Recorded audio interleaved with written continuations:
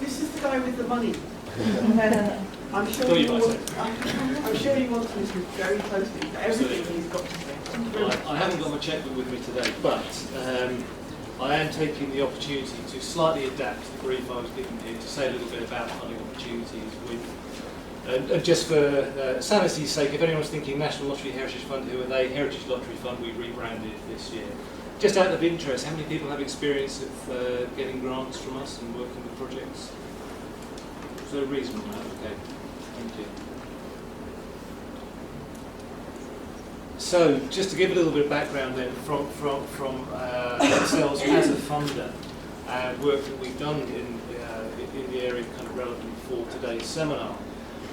I think our work particularly kicked off under our last funding framework. So we had a corporate priority, which was about how we would increase diversity in grant giving.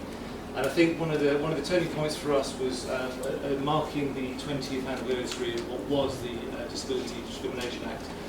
We hosted a conference in 2015, which brought a number of organisations around the UK together.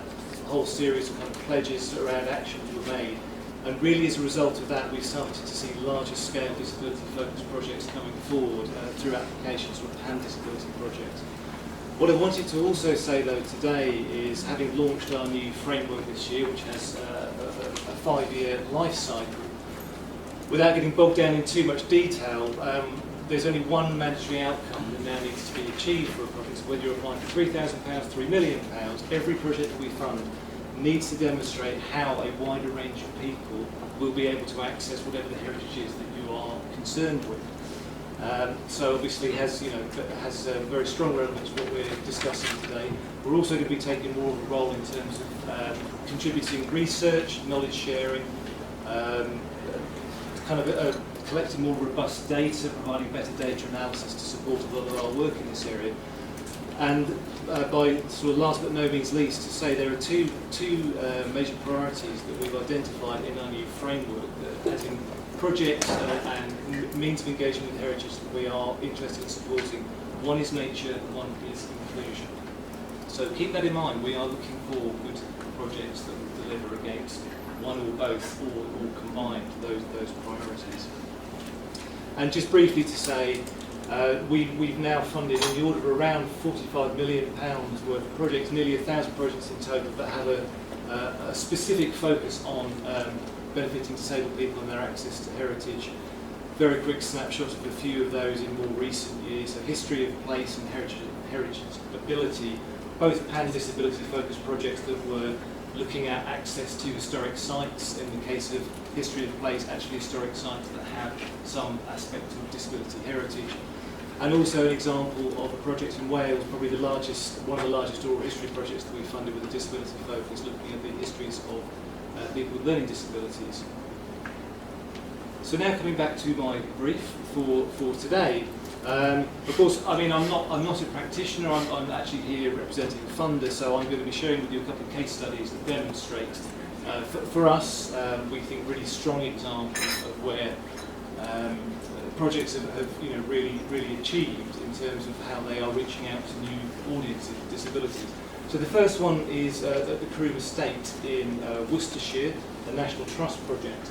And this project actually came about from a member of staff at the estate who had, I think at the time her son was about 7 years old, profoundly autistic, and through her own personal experience as a parent and carer, she was concerned about the, probably more than anything else, the lack of information available about historic sites, more broadly countryside sites, that may, and how you have an understanding of their suitability for, in this case, say, children with these particular disabilities. So in terms of how this project worked, they identified a number of schools and children's care homes and hospices, and they brought together a group of 35 children here that had a sense of a range of sensory disabilities, other medical needs, and they literally took them on a journey around a part of the estate, and as it says here, mapped their sensory moments of joy. And I have a quote here from one of the project team who said, "We watched, noted and mapped their moments of joy to discover where the sensory opportunities were located across the parkland." So examples were experiences of feeling the grass between their toes, smelling flowers, and places where the children could shout and achieve an echo. And so the next stage was to identify an artist who could actually come up with some sort of pictorial representation of this particular route. So they reached out to an organisation called Outside In. It's a national charity that originally was associated with Pallant House Gallery in Chichester, some of you may know. And they provide a platform for disabled artists in the world of the arts. And so an invitation went out to a number of the artists who were members of Outside In to come up with some drawings, some sketches that might be a means of interpreting the landscape.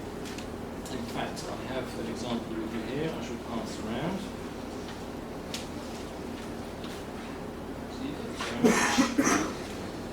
And what was particularly important with this process of working with the artists was actually making sure that the children were involved in selecting the artist that was chosen. And this is the map that's going to be passed around now that was produced. So I've lost my.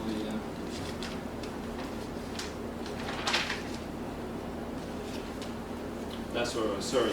Yes. So in terms of working with the children and selecting the chosen artist, they used a variety of methods that helped them establish the children's choices. So literally looking at tracking the children's smiles when they looked at the artist's representations, their eye movements, their gestures, dwell time. So very, very sort of specific, detailed, focused work to be able to achieve the end outcome. But so I understand almost unanimously the children all preferred one particular artist, who then visited the site. And as I say, this is the pictorial representation that he came up with, so this map is now freely available.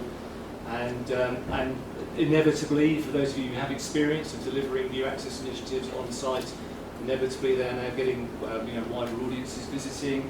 They're finding that the children who are involved in the project are bringing their families. So a lot of the kind of usual benefits that we might be used to seeing in these kinds of circumstances. I have another map to pass around, just for information really. Also related to a project we funded, nothing to do with access in the countryside, but this is the National Maritime Museum. There, thank you. And they have produced a sensory map. There are three of these for different levels within the museum, and it's a similar principle really. What they're highlighting here are the kinds of experiences that you might find, sensory experiences you might find in different spaces. If you can't read that, I apologise for the back. I doubt you can at all. But to give an idea of what some of the icons are, we have brighter spaces and darker spaces, busier and calmer spaces, louder and quieter spaces, strong smells and things to touch. So that map's going to be passed around to you as well. And then the second case study I wanted to share with you is a project called Human Henge, and this was led by a charity called the Restoration Trust. And this was exploring historic landscapes, particularly at Stonehenge, but also at Amesbury. So this was a partnership-based project. The English Heritage National Trust is the custodians of the heritage sites were members of the partnership. The Richmond Trust is a mental health charity, so some of their service users were part of the project, really were the main focus of the project, I should say. And then the Restoration Trust, as the grantee in our language, acted as a bridge organisation, and they have a remit supporting people with mental health issues to engage with heritage, both in terms of reducing social isolation and improving mental health. In parallel with the project, so there was also a conviction, really, I suppose where the project started from, there was a conviction that historic landscapes have a role to play in mental health recovery. And so they also engaged Bournemouth University, who conducted a parallel research project in association with this. And this was looking at the extent to which the processes of the project, the means of participation, whether they actually did lead to mental health outcomes, improved mental health outcomes. And they deliberately chose a focus of a form of heritage where there was a sense for the user group that they were wanting to reach out to, of potentially having a sense of somehow it wasn't for them, they didn't belong. So whether that was it was too far away, how would I get there, travel is a barrier, whether potentially cost was perceived as a barrier, or more generally that sense of I don't know what's there, I don't know if I'll be welcome, I don't know if this is a place that's suitable for me. So they deliberately chose sites that they felt would, in a sense, offer those barriers to work in the first instance. And inevitably, I mean, so it's kind of a similar lesson with the last case study. What was crucial at the start of the project was listening really carefully to what it was that people wanted to do if you were then to bring them into that landscape. So the participants very much shaped the activities. And in this particular circumstance, the facilitator they chose to run the project happened to be both an archaeologist but also somebody with a very creative background, a natural voice practitioner, so a really interesting combination of skills there. And in terms of methodology, they worked with two separate groups, and each of them participated in 10 sessions, weekly sessions, so one week after another. There was no cost to participate, so immediately removing that barrier. And an example of some of the early activities that they were involved in were all about actually the journey of getting to the site, walking to the site, incorporating activities like singing, poetry. And then as the project progressed, because it was very much a kind of celebratory feel to what they were trying to achieve, participants also had their own opportunities then to compose music, poetry, etc. And there were a whole series of events and activities, celebratory events and activities that helped conclude the project. And it does, you know, there are some great examples of legacy. So there are both people who are involved in the project who are now volunteering with the National Trust, and others who, through the confidence that they developed through the project, are now visiting, you know, as groups together under their own steam.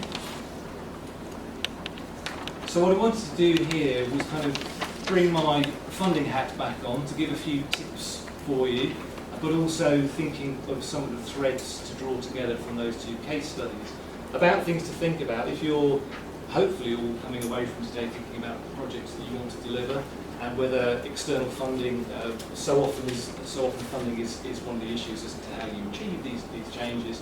Some of the things to think about. So some of these are, say, very specific to us as a funder, but I want to share with you some of these are more broad lessons in terms of the two project examples.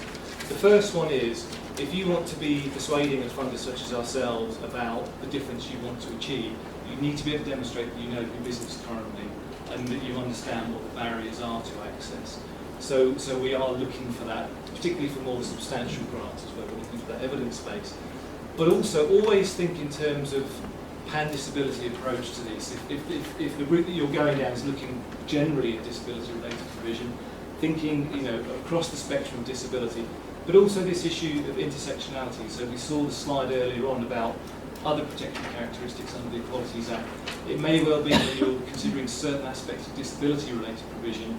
You may also be contributing to those protected characteristics around age, around gender, around sexual orientation.